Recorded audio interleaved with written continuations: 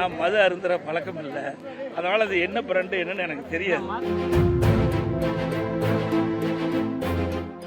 ஆனா 11 மதுபானங்களுக்கு நேற்று தடை விதிச்சாங்க.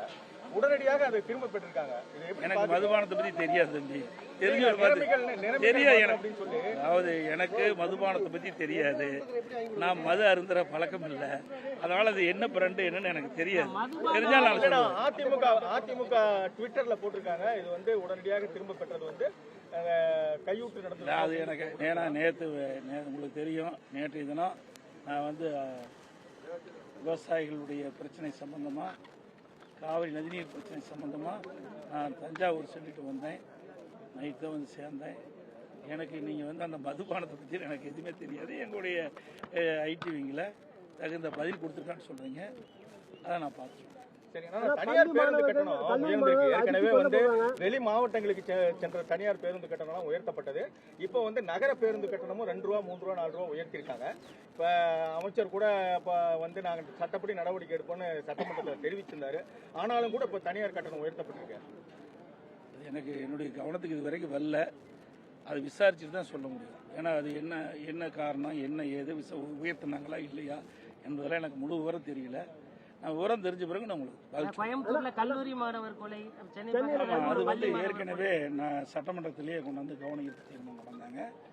அந்த கவன ஈர்ப்பு தீர்மானத்துக்கு அரசு வருகின்ற திங்கட்கிழமை அதுக்கு முழு விவரம் கொடுப்பதா சொல்லியிருக்கிறாங்க.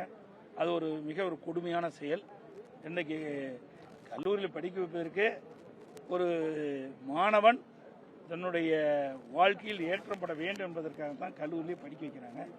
ஆனால் கல்லூரியில் இருக்கின்ற மாணவர்களுக்கு ஏற்படுகின்ற அந்த சண்டை சச்சரவுகளால் ஒரு மாணவனுடைய உயிர் இழப்பது என்பது யாரும் ஏற்றுக்கொள்ள முடியாதது. இது மிக மிக ஒரு வேதனையான விஷயம். அதனால் இந்த அரசு முழு கவனம் செலுத்தி இந்த மாணவன் மரணத்திற்கு யாரெல்லாம் காரணமோ அவர்கள் மீதுதான் சட்ட ரீதியாக நடவடிக்கை எடுக்கப்பட வேண்டும். சில பேருக்கு மேல நடவடிக்கை எடுக்கப்பட்டதா பத்திரிகையிலே ஊடகத்திலே செய்தி வந்திருக்கு.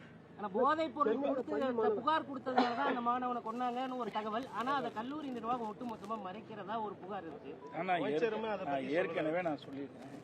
இது குறித்து எங்களுடைய சட்டமன்ற உறுப்பினரும் சரி, மற்ற எதிர்க்கட்சி சட்டமன்ற உறுப்பினர்களும் பல பேர் கவன ஈர்ப்பு தீர்மானம் சட்டமன்றத்தில் கொண்டு வந்திருக்கிறாங்க. அப்பொழுது அமைச்சர்கள் இது குறித்து முழு விளக்கத்தை வருகிற திங்கட்கிழமை எடுத்துக்கொள்வதாக சொல்லியிருக்கிறாங்க. அது மட்டும் இல்லாமல் ஊடகத்திலையும் பத்திரிகையில் வருகின்ற செய்தி ஒரு அதிர்ச்சிகரமான செய்தியாக இருக்குது.